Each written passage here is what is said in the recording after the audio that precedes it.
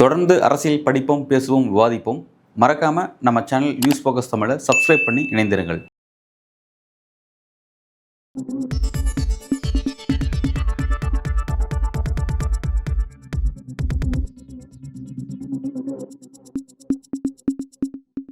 News focus நேயர்களுக்கு வணக்கம். இன்று நம்முடன் கலந்துரையாட ஊடகவியலாளர் அன்பழகன் இணைந்திருக்கிறார். வணக்கம். வணக்கம். இந்த கரூர் விவகாரத்தை சிபிஐக்கு மாற்றின விஷயத்தில் இந்த தீர்ப்பை ஒரு குறையுள்ள தீர்ப்பு அப்படின்னு இந்துவோட ஆர்டிக்கலில் குறிப்பிட்டிருக்காங்க. இதை எப்படி பார்க்குறீங்க சார்? ரொம்ப ஒரு முக்கியமான சப்ஜெக்டை நான் பார்க்குறேன். இந்து ஆங்கில செய்தித்தாளில் குறிப்பாக அந்த நடுப்பக்கத்தில் அந்த ஆசிரியர்கள் எழுதக்கூடிய அந்த தலையங்கம்ங்கிறது ரொம்ப முக்கியமானது. அந்த தலையங்கத்தில் இப்போ 2 தலையங்கம் எழுதப்படும். அதில் முதலாவது தலையங்கங்கிறது ரொம்ப முக்கியமானது. முக்கியமான தலையங்கமாகவே இந்த கரூர் பிரச்சனையை மையமாக வச்சு சுப்ரீம் கோர்ட் அதில் வழங்கிய அந்த தீர்ப்பு அப்படிங்கிறது ஒரு குறைபாடு கொண்ட தீர்ப்பு அப்படிங்கிற மாதிரி விமர்சித்து எழுதியிருக்காங்க. ரொம்ப முக்கியமான விஷயம். ஏன் அப்படின்னா இந்து ஆங்கில செய்தித்தாள் அப்படிங்கிறது பார்த்திங்கன்னா இன்றைக்கி ஒரு பிரிண்ட் மீடியாவில் ரொம்ப முக்கியத்துவம் வாய்ந்த ஒரு விஷயம். பல இன்டெலெக்சுவல்ஸு, அரசியல்வாதிகள், பிறகு பல பத்திரிகையாளர்கள் கரெக்டாக அதை வாசிப்பாங்க. அதோடைய சப்ஜெக்ட்ஸ் இம்பார்ட்டன்ஸ் கொடுப்பாங்க, ஜட்ஜஸ் இம்பார்ட்டன்ஸ் கொடுப்பாங்க. ரொம்ப முக்கியமான ஒரு விஷயம். ரெண்டாவது பார்த்திங்கன்னா பல பிரிண்ட் மீடியா இன்றைக்கி விலை போனாலுமே கூட இந்துவில் முழுமையாக அவங்கள யாரும் கைப்பற்ற முடியல. குறிப்பாக இந்து ஆங்கில செய்தித்தாளுடைய தலையங்கம் பேஜ் அப்படிங்கிறது பார்த்திங்கன்னா இன்றைக்கும் பார்த்திங்கன்னா ஆசிரியர் கையில் தான் இருக்குது. அது அரசியல் ரீதியாக விலை போகாத விஷயங்களாக இருக்குது அப்படிங்கிறது முக்கியமான கவனிக்கத்தக்க ஒரு சாராம்சம். ஸோ அதனால் அவங்க எழுதியிருக்க அந்த விஷயத்தை இம்பார்ட்டன்ஸ் கொடுத்து நம்ம அதை பேசணும்னு நினைக்கிறேன். அவங்க என்ன இந்த விஷயத்தை குறைபாடு என்னன்னு பார்க்குறாங்க அப்படின்னா, ஃபஸ்ட்டு சிபிஐக்கு இங்கே ஹேண்ட் ஓவர் பண்ணியிருக்காங்க. பார்த்தீங்களா, ஹேண்ட் ஓவர் பண்ணதுக்கு நீதிமன்றம் எதை அனுமானிச்சிருக்காங்க, எதன் அடிப்படையில் இதை சிபிஐக்கு கொடுத்துருக்காங்க அப்படின்னு பார்த்தா, அது பார்த்திங்கன்னா ஒரு உண்மையை கண்டறியக்கூடிய அந்த விசாரணைக்கான அதுக்கு இம்பார்ட்டன்ஸ் கொடுக்காம, அந்த மாதிரியான சப்ஜெக்ட்ஸ்க்கு இம்பார்ட்டன்ஸ் கொடுக்காம எதுக்கு இம்பார்ட்டன்ஸ் கொடுத்துருக்காங்கன்னா, சில அரசியல் ரீதியான சில கருத்தியல்கள், சில அரசியல் ரீதியான பார்வைகள், அந்த மாதிரியான பார்வைகளுக்கு அதுக்கு இம்பார்ட்டன்ஸ் கொடுத்து சிபிஐ விசாரணை கொடுத்துருக்காங்க அப்படின்ற மாதிரி விஷயத்தை குறிப்பிட்டிருக்காங்க. ரொம்ப முக்கியமான விஷயம். அது எப்படி அவங்க டிஸ்கிரைப் பண்ணுறாங்க அப்படின்னா, ஏற்கனவே இதில் ஒரு டிஸ்பியூட் இருக்குது, ஒரு சர்ச்சை இருக்குது. அது என்னென்னா, மெட்ராஸ் ஹைகோர்ட் தனி நீதிபதி செந்தில்குமார் அவர் ஹேண்டில் பண்ண விஷயம். ஏன்னா அது அவருடைய ஜூரிஸ்டிக்ஷனில் வராத சப்ஜெக்ட் அவர் எடுத்து ஹேண்டில் பண்ணிட்டார் அப்படிங்கிறத உச்சநீதிமன்றம் கண்டிச்சிருக்காங்க. எல்லாம் ரைட், ஓகே, அது நமக்கு ஆல்ரெடி தெரிஞ்ச விஷயம். அதுக்காக தான் மெட்ராஸ் ஹைகோர்ட்டோடைய ரெஜிஸ்ட்ரார்ட்ட ரிப்போர்ட் கேட்டிருக்காங்க. எதன் அடிப்படையில் நீங்கள் இந்த இஷ்யூஸ் செஞ்சீங்க அப்படின்ற மாதிரி ரிப்போர்ட் கேட்டிருக்காங்க. அது ரிப்போர்ட் கொடுத்ததுக்கப்புறம் தான் தெரியும். ஓகே. ஆனால் ரொம்ப முக்கியமாக இன்றைக்கி இந்து தலையங்கத்தில் எழுதப்பட்டிருக்க அந்த விஷயங்கிறது, தனி நீதிபதியாக இருக்கக்கூடிய திரு செந்தில்குமார் அவர்கள் இந்த விஷயத்தில் தனிப்பட்ட முறையில் தமிழக வெற்றிக் கழகத்தினுடைய அந்த கட்சியும் அதோடைய தலைவரையும் ரொம்ப கடுமையாக சில விமர்சனத்தை முன் வச்சாங்க. பார்த்தீங்களா, அதன் அடிப்படையில் தான் அதை மட்டுமே ஒரு முக்கியமான சாராம்சமாக எடுத்து தான் இதை சிபிஐ ஹேண்ட் ஓவர் பண்ணியிருக்காங்க. அதன் அடிப்படையில் தான் இது அங்கே போயிருக்குன்னு பார்க்குறாங்க. மாறாக பார்த்திங்கன்னா இந்த பியூரோக்ராட்ஸ், எங்கள் ஐஏஎஸ் ஆஃபீஸர் அமுதா தலைமையிலையும், பிறகு ஏடிஜிபி டேவிட்சன் தேவசரம் அவங்க ஒரு ப்ரெஸ் மீட் நடத்துனாங்க. அந்த இஷ்யூஸ் நடந்ததுக்கப்புறம் ஒரு ப்ரெஸ் மீட் நடத்துனாங்க. பார்த்தோம் அந்த ப்ரெஸ் மீட் உச்சநீதிமன்றத்தில் எப்படி விசாரணை கீழ்மட்டத்தில் போயிட்டு இருக்கும்போது உயர் அதிகாரிகள் நீங்கள் எப்படி ப்ரெஸ் மீட் நடத்தலாம் அப்படிங்கிறத உச்சநீதிமன்றம் கேள்வி கேட்டிருந்தாங்க. அதன் அடிப்படையில் இதை கொடுத்ததாக சொல்கிறாங்க. ஆனால் இந்து தலைவங்க என்ன சொல்கிறாங்கன்னா, இவங்க அதன் அடிப்படையில் கொடுக்கல, தனி நீதிபதி தெரிவித்த கருத்தின் அடிப்படையில் தான் அதை ஃபோக்கஸ் பண்ணி இது கொடுத்துருக்காங்க. கூடுதலாக பார்த்தீங்கன்னா சில கான்ஸ்பிரசி தியரி முன்வைக்கப்பட்டிருக்கு. ஆனால் இது பெட்டிஷனர்ஸே சிபிஐ விசாரணை கேட்டு போட்டிருக்காங்களா, அப்போ அதன் அடிப்படையில் இதை கொடுத்துருப்பாங்கன்னு பார்க்கலாம். அதுதான் விஷயம் தான். அதை கூடுதலான விஷயம் என்னென்னா, அந்த சம்மந்தப்பட்ட அந்த பெட்டிஷனர் இருக்காங்க பார்த்தீங்கன்னா, அந்த பெட்டிஷனர் தெரிவிக்கக்கூடிய கருத்து அவங்க சில கான்ஸ்பிரசி தியரி பேசுகிறாங்க. அதன் அடிப்படை அது ஒன்று. ரெண்டாவது பார்த்தீங்கன்னா தனி நீதிபதி தெரிவித்த அந்த கருத்தின் அடிப்படை தான் இந்து தலைவங்க மெயின் அதை தான் ஃபோக்கஸ் பண்ணுறாங்க.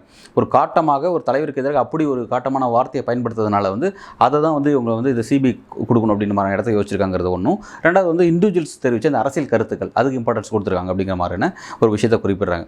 ஸோ இந்த இடத்துல டக்குன்னு என்ன பண்ணுறாங்க, இந்து இந்த ரெஃபரன்ஸ் எங்கே கொண்டு போகிறாங்கன்னா, இதுக்கு முன்பு இந்த மாதிரியான விஷயத்தில் உச்சநீதிமன்றம் என்ன மாதிரியான பார்வையை பார்த்துருக்காங்க அப்படின்னு பார்க்கும்போது, வெஸ்ட் பெங்காலில் 2010 ஒரு வழக்கு நடந்திருக்கு. அது என்னன்னா, வெஸ்ட் பெங்கால் மாநில அரசுக்கும் பிறகு அங்கே இருக்கக்கூடிய ஜனநாயக உரிமைகள் பாதுகாப்பு குழு இவங்க 2 பேருக்கு நடந்த அந்த வழக்கில் அன்னைக்கு உச்சநீதிமன்றம் எப்படி கொடுத்துருக்காங்க அப்படின்னா, இதை சிபிஐக்கு அன்றைக்கி எப்படி குறிப்பிட்டு சொல்லியிருக்காங்கன்னா, சிபிஐ விசாரணை கேட்டாங்க. அதில் பாதிக்கப்பட்ட தரப்பு சிபிஐ விசாரணை கேட்கும்பொழுது அப்போ உச்சநீதிமன்றம் என்ன சொல்கிறாங்கன்னா, சிபிஐ மத்திய அரசினுடைய கூண்டுக்கிளியாக இருக்குதான் சிபிஐ. சிபிஐங்கிற ஒரு இண்டிபெண்டன்ட் இன்வெஸ்டிகேஷன் அமைப்பை மத்திய அரசு தங்களுடைய அரசியல் ஆதாயத்துக்காக பயன்படுத்துது அப்படிங்கிறத உச்சநீதிமன்றம் தங்களோட தீர்ப்பில் எழுதப்பட்டிருக்கு. அது கடந்த கால தீர்ப்பில் எழுதப்பட்டிருக்கு. 2010 நான் சொன்ன அந்த வழக்கில் எழுதப்பட்டிருக்கு. அதை கோட் பண்ணியிருக்காங்க. அப்படி தான் இன்றைக்கி சிபிஐங்கிறது இருக்குது. ஸோ சிபிஐ அப்படிங்கிறது ஒரு வழக்கினுடைய ரெகுலர் ப்ரொசீஜர்லாம் கிடையாது. அது தேவையின் கருதி ரொம்ப முக்கியமான நேரங்களில் தான். அது வழக்கமான நடைமுறை கிடையாது. அதே மாதிரி பார்த்தீங்கன்னா, பாதிக்கப்பட்டவங்க என்னன்னா, எனக்கு மாநில காவல்துறை மீது நம்பிக்கை இல்லை, அவங்களோட விசாரணை ஒருதலை பட்சமாக இருக்குது அப்படின்னு சொன்னதுக்காகவே உடனே தூக்கி சிபிஐயில் கொடுத்துட முடியாது அப்படிங்கிறதான் கடந்த காலத்தில் உச்சநீதிமன்றத்தோட பார்வையாக இருக்குது. அதை குறிப்பிட்டிருக்காங்க இவங்க. அதாவது இந்த வழக்கு ஹைகோர்ட்டில் இந்த வழக்கு உச்சநீதிமன்றத்தில் நடக்கும் பொழுது தமிழ்நாடு அரசு தரப்பினுடைய அட்வொகேட்ஸ் வந்து கிளியராக அந்த விஷயத்தை முன் வச்சாங்க. எக்ஸ்ட்ரீம் லெவலில் ஒரு கேஸ் வந்து ஒரு எக்ஸ்ட்ரீம் லெவலில் போகும்போதோ அல்லது வந்து எக்ஸ்ட்ராடினரி சுச்சுவேஷன்ஸுக்கு போகும்போதோ தான் வந்து சிபிஐங்கிறது வரும். சிபிஐங்கிறது ஒரு மேண்டிட்டரிலாம் கிடையாது. அதாவது டக்குன்னு நெக்ஸ்ட் அப்படின்னு வர ஸ்டெப் பை ஸ்டெப்பான ப்ரொசீஜர்லாம் கிடையாது. எக்ஸ்ட்ராடினரி சுச்சுவேஷன்ஸ் அல்லது எக்ஸ்ட்ரீம் சுச்சுவேஷன்ஸ் அப்படின்னு சொல்லியிருக்காங்க. அந்த மாதிரி தான் வந்து அந்த உதாரணத்தை குறிப்பிட்டிருக்காங்க. இது ஸ்பெஷலான சில நேரங்களில் மட்டும் தான் அது வரும்னு சொல்லியிருக்காங்க. ஆனால் இங்கே எப்படி டக்குன்னு வந்து பாதிக்கப்பட்ட தரப்பு இண்டிவிஜுவல்ஸ் தரப்பு சிபிஐ கேட்குறாங்க, அதுக்கு சில பொலிட்டிக்கல் கான்ஸ்பிரசி தியரி வைக்கிறாங்க, அதன் அடிப்படையில் நீங்கள் கொடுத்துட்டீங்க அப்படின்ற மாதிரி விஷயத்தை வந்து மென்ஷன் பண்ணியிருக்காங்கிறது ரொம்ப முக்கியமான விஷயம். ஸோ வந்து என்னென்னா இப்போ இந்த விசாரணைங்கிறது பார்த்தீங்கன்னா இந்த விசாரணையே என்னென்னா ஒரு என்ன சொல்கிறது ஒரு பலவீனமான முடிவு. இந்த விசாரணையை எட்டிருக்கீங்களே சிபிஐக்கு கொடுக்கறது, அந்த சிபிஐ மானிட்டர் பண்ணுறதுக்கு சுப்ரீம் கோர்ட்டுடைய சூப்பர்வைசேஷன் ஒன்று மானிட்டர் பண்ணும், அது ஒரு பாடி எஸ்ஐடி செட் பண்ணியிருக்கீங்க. இந்த முடிவுக்கு நீங்கள் வந்திருக்கீங்களே, இந்த முடிவுங்கிறதே பார்த்தீங்கன்னா ஒரு பலவீனமான வாதத்தின் அடிப்படையில் சுப்ரீம் கோர்ட் இந்த இடத்துக்கு வந்து நிற்குது அப்படிங்கிற விஷயத்தை வந்து இன்றைக்கி வந்து அந்த தலையத்தை ரொம்ப அழகாக எழுதியிருக்காங்கிறது. ஆனால் சார் இது வந்து இப்போ வந்து வில்சன் வந்து என்ன சொல்லியிருக்காருன்னா இது ஒரு இடைக்கால தீர்ப்பு தான், தமிழ்நாடு அரசு அவங்களோட வாதத்தை முன் வைப்பாங்க அப்படின்ற மாதிரி சொல்லியிருக்காரு. ஒருவேளை இதை வந்து தமிழ்நாடு அரசு வாதத்தை முன் வச்சதுக்கப்புறம் இந்த தீர்ப்பு வந்து ரத்தாக வாய்ப்பு இருக்கா? இல்லை வந்து இது திரு வில்சன் அவர்கள் சொன்னதை கவனித்தோம். திமுகவுடைய ஒரு முக்கியமான ஒரு எம்பி, ஒரு மூத்த அட்வொகேட், சுப்ரீம் கோர்ட்டோட மூத்த அட்வொகேட், அவர் விஷயத்துக்கு சொன்னார் மாதிரி. அதாவது சிபிஐங்கிறது இந்த விசாரணைகள் ஒரு இடைக்கால ஒரு உத்தரவுன்னு சொல்லி சொன்னாங்க. வந்து நாளைக்கு நாங்கள் ஒரு பிரமாண பத்திரம் தாக்கல் பண்ணதுக்கப்புறம், எங்களோட உறுதிமொழி நாங்கள் தாக்கல் பண்ணதுக்கப்புறம் எங்களுக்கு டைம் பீரியட் கொடுத்துருக்காங்க. ஃபோர் வீக்ஸ் டைம் இருக்குது. அந்த 4 வீக்ஸில் நாங்கள் வந்து எங்களோட ரிப்போர்ட்ஸ் கொடுத்ததுக்கப்புறம் நாளைக்கு வந்து இந்த இடைக்கால தீர்ப்பு வந்து நீர்த்து போகும், ரத்து செய்யப்படும் அப்படின்னு சொல்கிறாரு. ஆனால் இந்த தீர்ப்பு வந்த உடனே அன்றைக்கு மாலை வந்து பார்த்தீங்கன்னா வந்து பத்திரிகையாளர் அரவிந்த் குணசேகரன் வந்து ஒரு தெளிவான ஒரு கருத்தை முன் வச்சார். இது எல்லாரும் வந்து இடைக்கால தீர்ப்புன்னு பார்க்குறாங்க. இது இடைக்கால தீர்ப்பே கிடையாது, இதுதான் ஃபைனல் தீர்ப்புன்னு சொன்னார். ஏன் அப்படின்னா அங்கே ப்ரேயரே சிபிஐ விசாரணை வேணுங்கிறதான். எப்படி அந்த கோர்ட்டில் நடந்த பாதிக்கப்பட்ட தரப்பில் வச்சது முக்கியமான ப்ரேயரில் 3 பேரில் இண்டிவிஜுவல்ஸ் 3 பேரில் 2 பேர் வச்சது வந்து சிபிஐ வேணும்னு கேட்டதான். அது சிபிஐ கொடுத்துட்டாங்க. அவங்க அதிகபட்சம் என்ன கேட்டாலும் அதையே கொடுத்துட்டு இது எப்படி இடைக்கால தீர்ப்புன்னு நீங்கள் சொல்கிறீங்க அப்படின்ற ஒரு கேள்வி வந்து ரைஸ் பண்ணுறாங்க. ஸோ வந்து இந்த தலையங்கத்தில் இந்து தலையங்கத்திலையும் எழுதப்பட்டிருக்க விஷயம் என்னன்னா, இது வந்து ரிவர்ஸ் வராது. ஒன்ஸ் ஃப்ரண்ட்டில் போச்சுன்னா இது திரும்ப ரிவர்ஸ் வராது. நீங்கள் வந்து பிரமாண பத்திரம் தாக்கல் பண்ணால் கூட அது ரிவர்ஸில் வர வாய்ப்பு இல்லை அப்படின்ற மாதிரி தான் சொல்கிறாங்க. ஏன் அப்படின்னா பிரமாண பத்திரம் தாக்கல் பண்ணுறது எதன் அடிப்படையில் இருக்கும் அப்படின்னா, அந்த ஃபேக் விஷயங்கள் இருக்குது பார்த்தீங்களா, சில இண்டிவிஜுவல்ஸ் வந்து ஃபேக்காக வந்து தங்களுடைய மனு தாக்கல் பண்ணியிருக்காங்க. அதாவது அதை தாவேக்காவோ அதிமுகவோ 2 கட்சியும் மாற்றி 2 கட்சியும் சேர்ந்து தான் சம்மந்தப்பட்ட நபர்களுக்கு வந்து பார்த்தீங்கன்னா அவங்களுக்கே தெரியாமல் அவங்க பேரை பயன்படுத்தி இவங்க மனு போட்டுருங்கிற ஒரு விஷயம். ரெண்டாவது பார்த்தீங்கன்னா உரிமை இல்லை. அதாவது அந்த இறந்த அந்த குழந்தையினுடைய அப்பா அவருடைய பன்னீர்செல்வம் வந்து அவர் அந்த அப்பான்ற ரோலே செய்யவே இல்லை அவர். ஆனால் வந்து இன்றைக்கி பணத்துக்காக தனிப்பட்ட ஒரு நலனுக்காக வந்து ஒரு வழக்கு போட்டிருக்காரு அப்படின்னு சொல்லி அந்த பாதிக்கப்பட்ட அந்த குழந்தையோடைய அம்மா வந்து ஒரு பேட்டி கொடுத்துருந்தாங்க. அது வந்து உச்சநீதிமன்றத்தில் வீடியோ கான்ஃபரன்ஸில் கூட அவங்க பேசியிருந்தாங்கிறது ஒரு முக்கியமான விஷயம். ஸோ வந்து அந்த வாதம் அப்படி இருக்குது. இதெல்லாம் நாளைக்கு இவங்க தாக்கல் பண்ணால் கூட உச்சநீதிமன்றம் அதை என்ன தெரியும் பண்ணுவாங்க, அப்படி ஒரு விஷயம் ஃபேக்காக தாக்கல் பண்ணியிருந்தாலும் அதை சிபிஐ தான் விசாரிக்குமா. சப்ஜெக்ட் என்னன்னா சிபிஐ போட்டால் தான் பெரிய இஷ்யூவே. ஆனால் அந்த ஒரு விஷயம் வந்தால் கூட அதையும் சிபிஐ தான் விசாரிக்குன்னு சொல்கிறாங்க. ஸோ வந்து இது வந்து ஒரு வித்தியாசமான டைமென்ஷனாக இருக்குது. ஸோ வந்து இந்த இடத்துல ரொம்ப அழகாக அதை குறிப்பிட்டிருக்காங்க. இது வந்து எப்படி இந்த இடத்துக்கு நீங்கள் நகர்ந்து வந்திருக்கீங்கிறது புரியல. ரெண்டாவது பார்த்தீங்கன்னா இதில் இவ்வளோ விஷயங்கள்லாம் இருக்குது. ஒன்ஸ் இது மேபி இது வந்து நாளைக்கு திரும்ப ரிவர்ஸ்னால் என்னென்னா, இந்த விஷயம் ரத்தாயிட்டு திரும்ப மாநில அரசு இதை விசாரிக்கணும்னா அது விசாரிக்க வாய்ப்பு கிடையாது. ஒன்ஸ் சிபிஐட்ட போயிடுச்சு, சிபிஐட்ட தான் போய் முடிக்க போகுது. நாளைக்கு மாநில அரசினுடைய ஸ்டேட் மெக்கானிசம் யாரெல்லாம் நீங்கள் ஒரு எஸ்ஐடி போட்டோ அல்லது நீங்கள் ஒரு சிபிசிஐடி விசாரணையோ இல்லை உங்களுடைய காவல்துறை விசாரணையோ எந்த விசாரணையும் நீங்கள் நடத்த முடியாது. ஏன்னா ஒன்ஸ் சிபிஐ ஃபைனல் ஆகிடுச்சுன்னா அது அதன்படி தான் போகும் அப்படிங்கிறதான் வந்து குறிப்பிட்டிருக்காங்க. ரொம்ப முக்கியமான விஷயத்தை வந்து நம்ம கவனிக்க மறந்த ஒரு விஷயத்தை குறிப்பிட்டிருக்காங்க. அதை நான் என்னன்றதை சொல்லிடுறேன். The order diverts considerable attention to police inaction and crowd management failures but makes no mention of the TVK or leaders' responsibilities in organization in the rally. ரொம்ப முக்கியமான விஷயம். இந்த விஷயத்தில் என்னென்னா அவங்க கோர்ட் உச்சநீதிமன்றம் எப்படி பார்க்குறாங்கன்னா, காவல்துறையினுடைய ஃபெயிலியரை பார்க்குறீங்க. காவல்துறை வந்து இந்த மாதிரியான க்ரௌட் மேனேஜ்மெண்ட் சிஸ்டத்தில் நீங்கள் ஃபெயிலியர் அடைஞ்சிட்டீங்க, சரியாக நீங்கள் மேனேஜ் பண்ணல, உங்கள் கடமையிலேருந்து தவறி இருக்கீங்க அப்படின்னு சொல்லி காவல்துறையை குற்றச்சாட்டை முன் வைக்கிறாங்க. உச்சநீதிமன்றத்தை பார்வை சொல்கிறேன். ஆனால் எங்கேயுமே இந்த ரேலியை இந்த பொலிட்டிக்கல் ரேலியை ஏற்பாடு பண்ண டிவிக்காவை நோக்கியோ அதை டிவிக்கோட தலைவரசையோ யாரையுமே நீங்கள் வந்து கொஸ்டின் பண்ணல, அவங்கள யாரும் வந்து நீங்கள் வந்து குற்றச்சாட்டு வைக்கல. எது இந்த வாதத்தில் அந்த ஆர்குமெண்ட்ஸில் அவங்களை யாரும் நீங்கள் வந்து வைக்கவே இல்லை அப்படிங்கிறது முக்கியமான விஷயம். ஸோ வந்து அடுத்த ஒரு விஷயத்தை குறிப்பிட்றாங்க. இதான் ரொம்ப முக்கியமானதை நான் பார்க்குறேன். அது என்ன சொல்கிறேன்னா, the court may be seen as prejudging who was the fault. முன்கூட்டியே நீங்கள் முடிவு பண்ணிட்டீங்க யார் மீது தவறு இருக்குங்கிறது நீங்கள் முன்கூட்டியே ஜட்ஜ் பண்ணிட்டீங்க அப்படின்றாங்க. அவள் ஜட்ஜ்மெண்ட் என்னன்றது புரிஞ்சு போச்சு. இப்போ இந்த சிபிஐ விசாரணைக்கு நீங்கள் கொடுத்தது அப்படிங்கிறதே வந்து ஒரு நியாயமான வாதத்தின் அடிப்படையில் உங்களுக்கு முன்னாடி வச்சுருக்க ஒரு எல்லாத்தையும் ஆராய்ஞ்சு பார்த்து சரியான முடிவு நோக்கி இங்கே நீங்கள் நகரில் சிபிஐ விசாரணை முடிவுங்கிறதே பார்த்தீங்கன்னா ஒரு உண்மையை கண்டறியும் வகையில் இல்லாமல் சில அனுமானத்தின் அடிப்படையில் இந்த இடத்துக்கு நீங்கள் வந்திருக்கீங்க. ஸோ வந்து இப்போ நீங்கள் இந்த சிபிஐ விசாரணைங்கிறதே ஒரு ப்ரீ ஜட்ஜ் முடிவு பண்ணிட்டீங்க, இது இவங்க தான் தப்பு பண்ணிட்டாங்க அப்படிங்கிறது நீங்கள் முடிவு பண்ணிட்டீங்க, ஒரு சார்பாக இருக்குது அப்படிங்கிற விஷயத்தை வந்து கிளியர் கட்டாக முன்வைக்கிறாங்க. இதை நம்ம எப்படி பார்க்க வேண்டியது இருக்குன்னா வந்து இந்த விஷயம் இந்த ஜட்ஜ்மெண்ட் வந்ததுக்கப்புறம் விஜய் அவர்கள் என்ன சொன்னாரா, நீதி வெல்லும் அப்படின்னு சொன்னார். நீதி வெல்லும், நீதி வென்றுச்சுன்ற மாதிரியான அந்த ஒரு மகிழ்ச்சியை வெளிப்படுத்தியிருந்தார். இது வந்து சிபிஐ விசாரணை, இப்போ தான் விசாரணை ஆரம்பிக்க போகுது. இந்த விசாரணை நீதி வென்றுச்சுன்னு சொல்லிட்டீங்க. சிபிஐ விசாரணை முடிச்சு அறிக்கை வந்ததுக்கப்புறம் தான் யார் நடந்துச்சு என்ன நடந்துச்சு சொன்னதுக்கப்புறம் நீதி வென்றுச்சா தோத்துச்சான்றது தெரியும். ஆனால் இப்போவே நீதி வென்றுச்சு நீங்கள் சொன்னீங்கன்னா இந்து ஆங்கில செய்தியில் குறிப்பிட்டிருக்க மாதிரி அவங்க தான் இப்போவே ப்ரீ ஜட்ஜ் பண்ணிட்டீங்க. நீங்கள் யார் வந்து ஃபால்ட், யார் மேலே குற்றம் இருக்குது அப்படிங்கிறத நீங்கள் இங்கே ஜட்ஜ் பண்ணிட்டீங்கன்னு சொல்கிறார். ஸோ வந்து இது ரொம்ப முக்கியமான டைமென்ஷன். இது வந்து அவ்வளோ சீக்கிரம் ஒதுக்கி தள்ளப்பட முடியாத ஒரு டைமென்ஷனை பதிவு செஞ்சுருக்காங்க. இதன் மூலமாக நம்ம என்ன புரிஞ்சிக்க வேண்டியது இருக்குது அப்படின்னா, இவ்வளோ விஷயத்தை சொல்லி எதன் அடிப்படையில் வந்து உச்சநீதிமன்றம் அந்த பார்வையை பார்த்துச்சுன்னு சொன்னாங்க தவிர இதுக்கு பின்னாடி என்ன அரசியல் இருக்குன்னு அவங்க பேசலை. ஜஸ்ட்டு விஷயத்தை இப்படிலாம் இருக்குது, இந்த அடிப்படையில் உச்சநீதிமன்றம் இந்த முடிவுக்கு வந்திருக்கு, இது வந்து ஒரு குறைபாடு கொண்ட ஒரு தீர்ப்பாக நாங்கள் பார்க்குறோம் அப்படிங்கிற மாதிரி ரொம்ப வலுவாக வந்து எழுதியிருக்காங்க. இது ரொம்ப முக்கியமான ஒரு சப்ஜெக்ட், நம்ம ஒதுக்கி தள்ளிட்டு பார்க்க முடியாது இந்த சப்ஜெக்டை பொறுத்த வரைக்கும். இப்போவே வந்து தாவேக்காக்கு ஒரு வெற்றி விஜய்க்கு இருக்குல்ல, ரெஸ்பான்சிபிலிட்டிஸ் இருக்குல்ல, அது ரெஸ்பான்சிபிலிட்டிஸ் கொஸ்டின் கேட்குறாங்க. யாருமே ரெஸ்பான்சிபிலிட்டி கேள்வி கேட்கலையே. இந்த கோர்ட் பல ஸ்டேஜில் வந்துச்சு. மெட்ராஸ் ஹைகோர்ட்டுக்கு வந்துச்சு, மெட்ராஸ் ஹைகோர்ட்டுடைய மதுரை பெஞ்சுக்கு போச்சு, பிறகு வந்து இங்கே சுப்ரீம் கோர்ட் வந்திருக்கு. யாருமே விஜயை நோக்கி ஒரு கேள்வி எழுப்பலையே. விஜய் ஏன் வந்து அவ்வளோ காலதாமதம் வந்தார்? ரேலியில் தான் நடந்துச்சு இந்த இஷ்யூ. வேறு எந்த பாட்டு அவர்கிட்ட என்ன பொறுப்பு இருக்குது? நீங்கள் அக்யூஸ் பண்ண தேவையில்லை. அவரோட பொறுப்பு, அவர் ரெஸ்பான்சிபிலிட்டி ஆட் பண்ண வேண்டியதானே இதில். ஆனால் அவர் எங்கேயுமே ஆட் பண்ணல. ஸோ அதை தான் வந்து இங்கே மென்ஷன் பண்ணுறாங்க. ஸோ இப்போ இதன் மூலமாகவே நீங்கள் வந்து முடிவு பண்ணிட்டீங்களா, ஒரு ஸ்டேட் மெக்கானிசம் தான் ஃபெயிலியர் அப்படிங்கிறது நீங்கள் முடிவு பண்ணிட்டீங்களா அப்படிங்கிற மாதிரியான ஒரு விஷயத்தை வந்து ரைஸ் பண்ணியிருக்காங்க.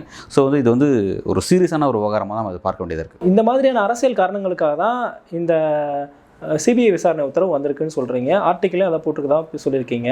ஆனால் ஒருவேளை இந்த ஒரு நபர் ஆணையமே விசாரிச்சிருந்தா மாநில அரசோட அதிகாரமே அங்கே இருந்திருக்கும். அப்போது எதிர்க்கட்சிகள் வந்து என்ன சொல்கிறாங்கன்னா, அவங்க நினச்ச மாதிரி தான் அந்த முடிவு வந்திருக்கும், அதனால தான் சிபிஐ விசாரணை கேட்குறோம் அப்படின்றத சொல்கிறாங்க. இதை எப்படி பார்க்குறீங்க? இல்லைங்க, சிபிஐ விசாரணை கேட்குறங்கிறது அது வந்து ஒரு அது உரிமைங்க. அந்த உரிமை யாராலும் நம்ம யாருக்கும் மறுக்க முடியாது. ஜனநாயகத்தில் இருக்கக்கூடிய ஒரு உரிமை. அதை நோக்கி சிலர் போகிறாங்க. ஓகே, போட்டோம். இங்கே அடிப்படையில் என்ன ஒரு விஷயம்னா, இந்த சப்ஜெக்டை பொறுத்த வரைக்கும் மெட்ராஸ் ஹைகோர்ட்டு இங்கே செந்தில்குமாரோட தனி பெஞ்ச் இருக்குல்ல, அந்த தனி பெஞ்ச் வந்து அவங்க என்ன பண்ணாங்க, இந்த விஷயத்தில் அவங்களுடைய வரம்புக்கு உள்ளாத விஷயத்தில் அவங்களுக்கு வந்து எஸ்ஓபி கேட்ட இடத்துல தான் வந்து எஸ்ஐடி போட்டாங்க. அதுவே வந்து ஒரு குழப்பம். ஆல்ரெடி ஸ்டேட் கவர்மெண்ட் ஒரு இண்டிவிஜுவல் ஒரு நபர் ஆணையத்தை போட்டு விசாரிச்சுட்டு இருக்காங்க. இப்போ மெட்ராஸ் ஹைகோர்ட் வந்து எஸ்ஐடி போட்டிருக்காங்க. ஓகே, சரிங்களா. இப்போ எதை ஃபாலோ பண்ணுறதுன்னு ஒரு கேள்வி. அது ஒரு நபர் ஆணையம் ஆல்ரெடி போயிட்டுருக்கு. எஸ்ஐடி இவங்க போட்டுட்டாங்க. எஸ்ஐடி போட்டு ஆல்ரெடி காவல்துறையோட விசாரணை ஒரு பக்கம் போயிட்டுருக்கு. எதை ஃபாலோ பண்ணுறது ஒரு குழப்பம் இருக்குது. அப்போ இவங்களுக்கு ஒரு தெளிவு ஏற்பட்டிருக்கும். அந்த தெளிவை வந்து நாங்கள் எதை ஃபாலோ பண்ணுறதுன்னு சொல்லி இவங்களே ஃபஸ்ட்டு தங்களோட வார்த்தை வந்து எடுத்து முன் வச்சுக்கலாம். அல்லது இந்த விஷயம் ஹைகோர்ட் முந்திக்கிட்டு எஸ்ஐடி போகிறதுக்கு முன்னாடி நீங்களே சிபிசிஐடி ஏதாவது போட்டிருந்துருக்கலாம். ஒரு நபர் ஆணையங்கிறது, இந்த ஒரு நபர் ஆணையத்தை பற்றி பேசாதீங்க. ஏன்னா அந்த ஆணையத்தை பற்றி பலரும் சொல்லுவாங்க. இங்கே ஆணையம் அப்படிங்கிறதே வந்து ஓய்வு பெற்ற முன்னாள் நீதிபதிகளுடைய அந்த ஆணையம் அப்படிங்கிறத பார்த்தீங்கன்னா இது கிணத்துல கல் தூக்கி போட்டது தான். நம்ம பல ஆணையத்தை நம்ம பார்த்துட்டோம். அந்த ஆணையம் கொடுத்த ரிப்போர்ட் வந்து அதுக்கப்புறம் என்ன தூங்கிட்டு இருக்குது, அது என்ன ஆச்சு, அதோட எண்ட் ஆஃப் த ரிசல்ட் என்னன்றது நம்ம பல வழக்குகளில் பார்த்துருக்கோம். ஜெயலலிதா அவர்களுடைய மரணத்தில் ஆறுமுகசாமி ஆணையத்தோட விசாரணை என்னாச்சு நம்ம பார்த்தோம். தூத்துக்குடியில் 17 பேர் சுட்டுக் கொல்லப்பட்ட விஷயத்தில் இதே அருணா ஜெகதீசனுடைய ஆணையம் வந்து என்ன ஆச்சுன்றதை நம்ம பார்த்தோம். அது ஹைகோர்ட்டில் வரும்பொழுது அந்த விஷயத்தில் வந்து ஹென்றி தீபன் அவர்கள் தான் வந்து அந்த விஷயத்தை வந்து கேஸ் தூக்கிட்டு வந்தார். தூக்கிட்டு வந்ததுக்கப்புறம் தமிழ்நாடு ஸ்டேட் கவர்மெண்ட் வந்து அந்த ஆஃபீஸர்ஸை காப்பாற்றுற வேலைகளை கோர்ட்டில் பார்த்தாங்க அப்படிங்கிறத நம்ம பார்த்த விஷயம் தான். சரியா? அப்போ வந்து அதெல்லாம் வந்து அந்த ஆணையங்கிற தூக்கி ஒரு பக்கம் வச்சுருங்க. ஆனால் இவ்வளோ இம்பார்ட்டண்டான ஒரு முக்கியமான விஷயத்தில் நீங்கள் வந்து உங்கள் காவல்துறையோட விசாரணையை நீங்கள் துரிதப்படுத்திடும். ஒன்று காவல்துறையோட பேரல் இன்வெஸ்டிகேஷன் ஒரு பக்கம், ஒரு சிபிசிஐடி நீங்கள் அனௌன்ஸ்மெண்ட் பண்ணி அதன் அடிப்படையில் நீங்கள் இன்வெஸ்டிகேஷன் பண்ணியிருந்தால் ஹைகோர்ட் வந்து இதில் தலையிட்டு எஸ்ஐடி போட்டிருக்காது. ஏன்னா சிபிசிஐடியில் அதிருப்தி இருந்தால் எஸ்ஐடி போயிட்டுருப்பாங்க. இது நீங்கள் அதிருப்தி இல்லாத மாதிரி நீங்கள் இப்போ ஃபேரான இது நடத்திருந்தீங்களேன், இது கரெக்டாக தான் போயிருக்கும். இவங்க தமிழ்நாடு கவர்மெண்ட் வந்து ஏன்னா நிறைய ஹைகோர்ட்டுடைய தனி நீதிபதியாக இருக்கக்கூடிய செந்தில்குமார் அவர்கள் ஒரு காட்டமான ஒரு கேள்வி எழுப்பினார். அதை நம்ம மறந்துடக்கூடாது. விஜய் நோக்கி தலைவருக்கான அவனுக்கு பண்பு இருக்கா, இதெல்லாம் ஒரு கட்சி தான், என்ன மாதிரியான கட்சி, டிவிக்குங்கிற ஒரு கட்சி, இட் அண்ட் ரன் கேஸில் வந்து அந்த வண்டி ஏன் நீங்கள் சீஸ் பண்ணல அப்படின்னு கேட்டதாக இருக்கட்டும்.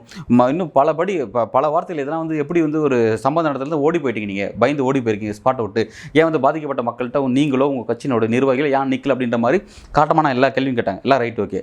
இவ்வளோ கேள்வி கேட்ட அதே இடத்துல தமிழ்நாடு கவர்மெண்ட் நோக்கி ஒரு கேள்வி எழுப்புனாங்க. என்னன்னா, போலீஸ் ஏன் இந்த விஷயத்தில் நடவடிக்கை எடுக்காமல் சும்மா இருந்தீங்கன்னு கேட்குறாங்க. சட்டத்தின் ஆட்சியை நிலைநிறுத்த வேண்டிய இடத்துல நாங்கள் இருக்கோம், நாங்கள் நிறுத்தினாங்கன்னா அப்போ அப்படி இருந்தால் நான் எஸ்ஐடி போகிறேன்றாரு. அப்போ போலீஸ் ஆக்ஷனை நீங்கள் வந்து துரிதப்படுத்திருக்கணும், தமிழ்நாடு கவர்மெண்ட் செஞ்சுருக்கணும். அதை செய்யாதனால எவ்வளோ லேக் இருக்குது அப்படிங்கிறத தனி நீதிபதி பார்க்குறாரு.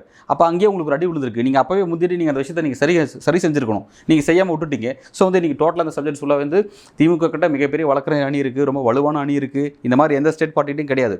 ஒரு நேஷனல் பார்ட்டிகிட்ட இருக்கிற மாதிரியான இன்ஃப்ராஸ்ட்ரக்சர் ஃபுல்லாகவே ஸ்டேட் பார்ட்டியாக இருக்கக்கூடிய டிஎம்கே கிட்ட இருக்குது. அவ்வளோ இருந்தும் சுப்ரீம் கோர்ட்டில் யார் முகுல் ரோத்கி வச்சிருக்கீங்க நீங்கள், பிறகு அபிஷேக் மனு சிங் வச்சிருக்கீங்க, உங்களோட வில்சன் வச்சிருக்கீங்க, இன்னும் சீனியர் கபில் சிபில் கூட அந்த லிஸ்ட்டில் இருந்தால் சொன்னாங்க. முக்கியமான அட்வொகேட்ஸ்லாம் நீங்கள் வச்சிருக்கீங்க. இவ்வளோ பேர் வச்சு நீங்கள் எப்படி அந்த இடத்துல வாதத்தை கோட்டை விட்டீங்க அப்படிங்கிறது உங்களுக்கு தெரியல. இன்றைக்கி இதோடைய ஃபுல் ரெஸ்பான்சிபிலிட்டி உங்கள் கையில் கிடையாது. ஸ்டேட் மெக்கானிசம் இன்றைக்கி நாளைக்கு தலையிட முடியாது. சிபிஐ மட்டும் தான் அதை ஹேண்ட் ஓவர் பண்ண போது அவங்க கொடுக்குற ரிப்போர்ட் தான்.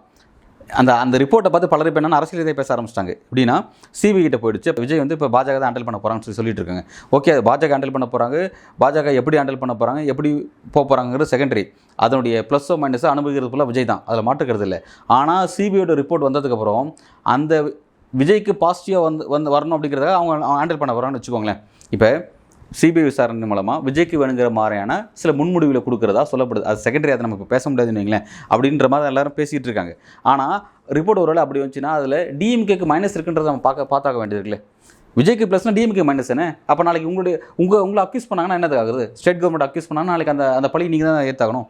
ஸோ ஓகே, அது ரிசல்ட் ஃபைனல் ரிசல்ட் வரப்போகுதுன்னு வைங்களேன். ஆனால் அதுக்கெல்லாம் வாய்ப்பு இல்லை அப்படிங்கிறதுக்காக தான் சுப்ரீம் கோர்ட் ஒரு எஸ்ஐடி போட்டிருக்காங்க. ஸோ இந்த விஷயத்தில் வந்து பாஜக பெரிய அளவில் ஹோல்டு எடுக்க முடியாது. ஸோ இந்த ஹோல்டை வந்து சுப்ரீம் கோர்ட்டுடைய முன்னாள் நீதிபதி திரு அஜய் அவர்கள் தான் ஹேண்ட் ஓவர் பண்ண போகிறாங்க. அவங்ககிட்ட தான் இருக்க போகுது அப்படின்னு சொல்கிறாங்க. ஓகே, அது ஃபேராக நடந்துச்சுன்னா மகிழ்ச்சி தான், அதை மாற்றுக்கிறது இல்லை. ஆனால் இன்றைக்கே இந்த நீங்கள் சிபிஐ கிட்ட நீங்கள் கொண்டு போகணுன்னு அந்த முடிவுங்கிறதே வந்து ஒரு ஃபேராக இல்லை, அதிலே சில குறைபாடு இருக்குது அப்படிங்கிற விஷயத்தை தான் இன்றைக்கி வந்து இதில் மென்ஷன் பண்ணியிருக்காங்க. ஸோ நம்ம அதை கோட் பண்ணி அதை நினைவுபடுத்தி பார்க்க வேண்டியது இருக்குது அப்படிங்கிறத சொல்லிட்டு இருக்கேன். இன்றைக்கி நடந்த சட்டசபை கூட்டத்தொடர்லையும் வந்து இந்த கரூர் விவகாரம் வந்து எதிரொலிச்சது. எதிர்க்கட்சிகள் வந்து இது தொடர்பாக நிறைய கேள்விகள் கேட்டிருந்தாங்க. இதை பற்றி நீங்கள் நினைக்கிறீங்க? அதாவது நீங்கள் நடந்த அந்த விஷயத்தை நான் எப்படி பார்க்குறேன் அப்படின்னா, முழுக்க டிவிக்கோடைய எம்எல்ஏ சட்டமன்றத்தில் உட்காந்தாருன்னா அவர் என்ன பேசுவாரோ அதை தான் வந்து இன்றைக்கி வந்து ஏடிஎம்கோட எம்எல்ஏ இருக்கக்கூடிய திரு எடப்பாடி பழனிசாமி, அவர் தான் அதிமுகவோட ஜெனரல் செக்ரட்டரி, அவர் தான் வந்து அஃபிஷியல் எதிர்க்கட்சி தலைவரும் கூட. அவர் இன்றைக்கி பேசுகிறது அப்படிங்கிறது உண்மையிலே வந்து ரொம்ப மோசமாக இருக்குது. ஒரு எதிர்க்கட்சி தலைவரான அரசியல் அவர் செய்யலாம். அந்த அரசியல் எப்படி செஞ்சுருக்கலாம் அப்படின்னா, உதாரணத்துக்கு இன்றைக்கி இந்த விஷயம் வந்து சென்ட்ரல் ஏஜென்சி கையில் போயிருக்கு. இந்த சப்ஜெக்ட்ஸு இந்த இடத்துல ஸ்டேட் கவர்மெண்ட்டோட ஹோல்டு நீங்கள் கம்ப்ளீட்டாக விட்டுட்டீங்க. உங்களோட காவல்துறை என்ன பண்ணிகிட்டு இருந்துச்சு? நீங்கள் இந்த விஷயம் நடக்கும்போது இதை முன்கூட்டியே தடுக்கிறதுக்கான முன்னெச்சரிக்கை நடவடிக்கையை நீங்கள் காவல்துறை செய்யலை. உங்களுக்கு முன்னெச்சரிக்கை நடவடிக்கை எடுக்கிறதுக்கு திருச்சி கூட்டத்தை பார்த்தீங்க, அரியலூர் கூட்டத்தை பார்த்தீங்க, இங்கே நாகப்பட்டினம் மாவட்ட கூட்டத்தை பார்த்தீங்க, பல கூட்டத்தை பார்த்துட்டீங்க. அவ்வளோ கூட்டத்தையும் பார்த்து ஏன் நீங்கள் முன்னெச்சரிக்கை நடவடிக்கை எடுக்கலன்ற ஒரு கேள்வி கேட்குறாரு. அது ஓரளவுக்கு நியாயமானது வச்சுக்கோங்க. அடுத்ததாக வந்து பார்த்தீங்கன்னா, இந்த பக்கம் இந்த இன்சிடென்ட் நடந்ததுக்கப்புறம் நீங்கள் வந்து ஒரு எஸ்ஓபி ஃபார்ம் பண்ணியிருக்கணும். இது வந்து ஒரு போர்க்கால அடிப்படையில் இந்த சப்ஜெக்ட் எடுத்து வேகமாக தமிழக அரசு வந்து அவசரமாக சட்டமன்றத்தை கூட்டி இது ஒரு எஸ்ஓபி நீங்கள் ஃபாலோ பண்ணிடணும். அதாவது கைட்லைன்ஸ் ஃபாலோ பண்ணிருக்கணும். இப்படி தான் இனிமேல் ஒரு அரசியல் நிகழ்ச்சி இதன் அடிப்படையில் தான் நடக்கும் அப்படின்றத ஒரு விதியை நீங்கள் வகுத்திருக்கணும். அப்படிங்கிறது நீங்கள் அதை பேசியிருக்கணும், எதிர்க்கட்சி தலைவர். அதை நீங்கள் பேசலை.